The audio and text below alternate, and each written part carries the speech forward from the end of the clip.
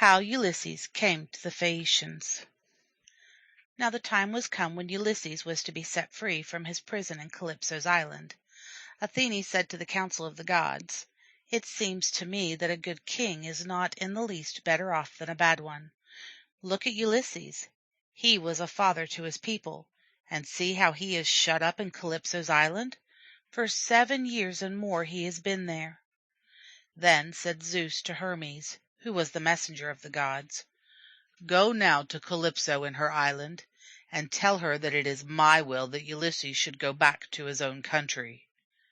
So Hermes tied his golden sandals to his feet, and took his wand in his hand, and flew from Olympus to Calypso's island, and to the cave in which she dwelt. It was a very fair place. All about the mouth of the cave there was a vine with clusters of purple grapes, and round about the cave there was a wood of alder trees and poplars and cypresses, in which many birds used to roost. Also there were 4 fountains, from which 4 streams of the clearest water that could be flowed down through the meadows of parsley and violets. In the cave itself there was a burning of fire of sweet-smelling woods. Calypso sat at her loom and sang in a very lovely voice. Hermes looked about on the vine, and the grove, and the fountains, and the meadows, and thought to himself that it was a lovely place. Then he went into the cave, and when Calypso saw him, she knew who he was, and why he had come. Nevertheless she pretended not to know. "You are welcome, Hermes," she said, "and all the more because you have never been here to see me before. Now you must tell me why you have come, but first, come, eat and drink." So she set a table before him, and on the table she put ambrosia, which is the food of the gods, and she mixed a bowl of nectar for him, for this is what the gods drink. And when he had eaten and drunk enough, he said to Calypso, "You ask me why I have come, so I will tell you. Zeus bade me come, and we must all do what Zeus tells us. You have a man here in your island, yes, and have had him for 7 years and more, and he is very unhappy because he wishes to go home. He fought against Troy for 9 years and more, and in the 10th year he set out to return, but many misfortunes happened to him, and he lost all his companions, and somehow he was brought to this island. Now send him back to his home as quickly as you can, for this is his fate, that he should live the rest of his life among his friends." This was just what Calypso expected to hear, but she was very angry and said, "Did I not save this man's life when Zeus broke his ship with a thunderbolt, and he was carried by the waves to this island? Yes, if Zeus so wishes, he shall go, but I cannot send him, for I have no ship and no rowers." And Hermes said, "Send him nevertheless, lest Zeus should be angry with you." And when he had said this, he spread his wings, for he had wings on his shoulders and on his feet, and flew away. Then Calypso went down to the seashore, for it was there that Ulysses used to sit looking at the waves and longing to go over them that he might see his own dear country again. There she found him weeping and lamenting, for he was weary of his life, and she stood by him and said, "Weep no more.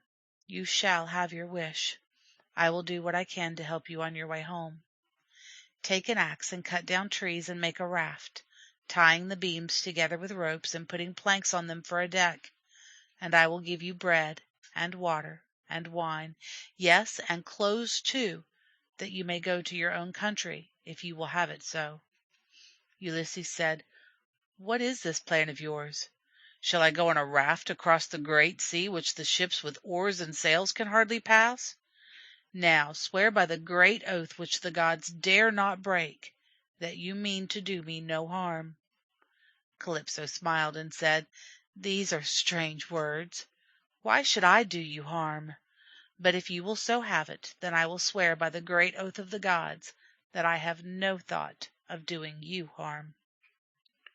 The next day Calypso gave him an axe, and took him to a part of the island where there were trees fit for the making of the raft, alder and poplar and pine. 20 of these he cut down, and he hewed them to one shape, and the goddess gave him a tool by which he bored holes in the logs, so that he could fasten them together. Also he cut planks for a deck and for the sides. He made a mast, too, and a rudder by which to steer the raft.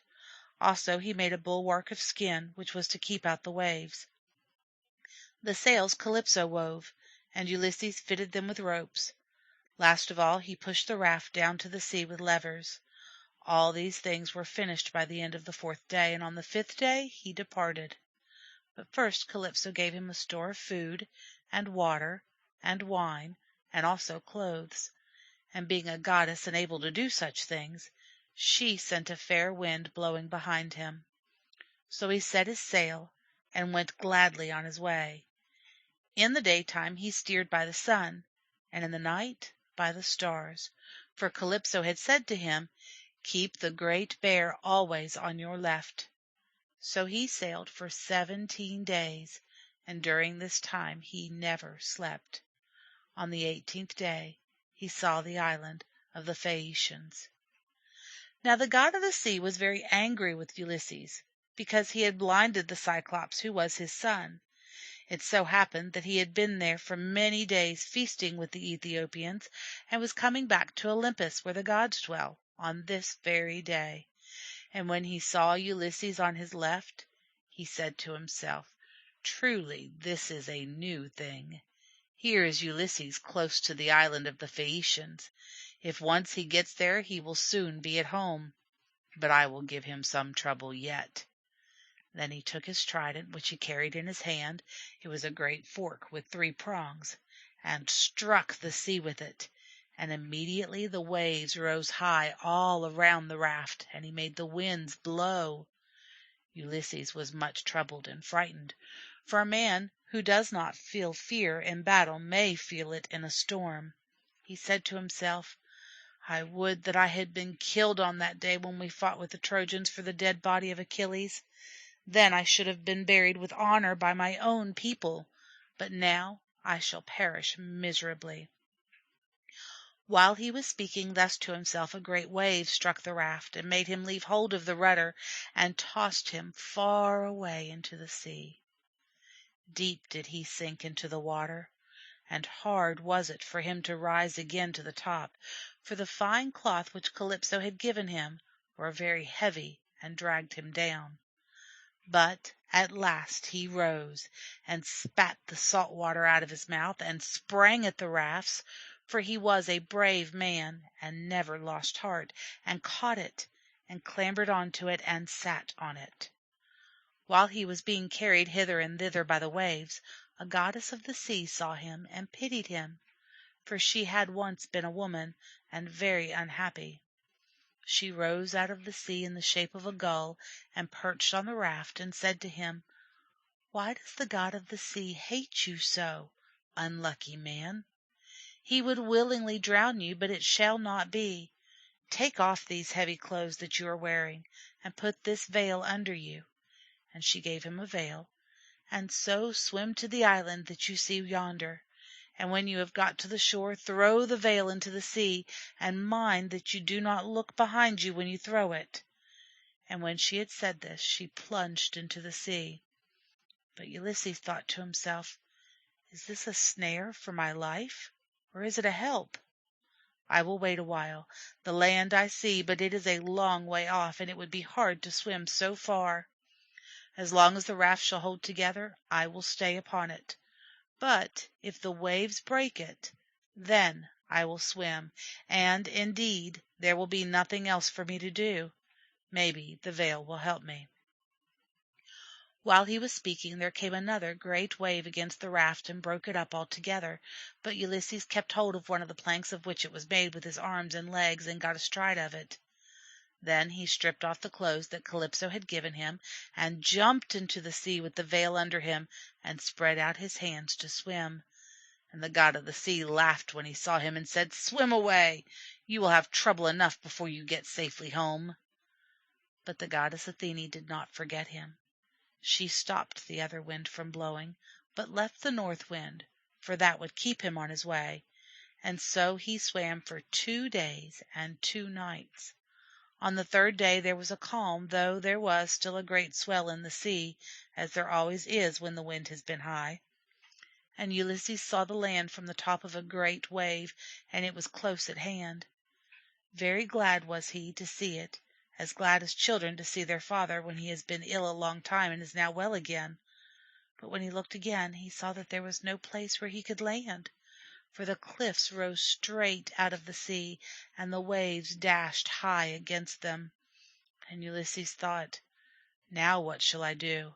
I see the land indeed, but I cannot set my foot upon it. If I swim to it, then a wave may dash me on the rocks and kill me, and if I swim along the shore till I find a place where I may land, then some monster of the sea may lay hold of me." But while he was thinking, a great wave caught him and carried him on towards the cliffs. He caught hold of a jutting rock that was there, and clung to it with all his might till the wave had spent its force, so that he was not dashed upon the face of the cliff. Nevertheless, when the water flowed back, he could not keep his hold on the rock, but was carried out to the deep. After this he swam along outside the breakers, looking for a place where it was calm, or for a harbor if such there might be. At last he came to where a river ran into the sea. The place was free from rocks, and sheltered from the winds, and Ulysses felt the stream of the river, for it was fresh, in the salt water of the river. And he prayed to the god of the river, saying, "Hear me, O king, and help, for I am flying from the anger of the god of the sea." And the river god heard him, and stayed his stream, and made the water smooth before him. So at last he won his way to land. His knees were bent under him, and he could not lift his arms, and the salt water ran out of his mouth and his nose.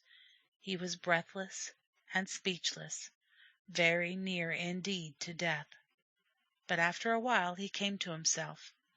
Then he loosed the veil from under him and threw it into the stream of the river, and did not look behind him when he threw it. This done, he lay down on the rushes by the river side. And first he kissed the earth, so glad was he to feel it again under him, yet he doubted what he should do. If he slept there by the river, the dew and the heat might kill him, for it was cold in the morning. And if he went into the woods and lay down there to sleep, then some wild beast might devour him. It seemed better to go to the wood, so he went. And in the wood he found 2 olive trees growing together. So thickly did they grow that neither wind, nor sun, nor rain made its way through the shade. Ulysses crept underneath them, and found a great quantity of dead leaves, enough to shelter a man, or even 2 men. Right glad was Ulysses to see the place, and he crept under the trees, and covered himself with leaves, and sleep came down upon him, and he forgot all his troubles. End of section 9.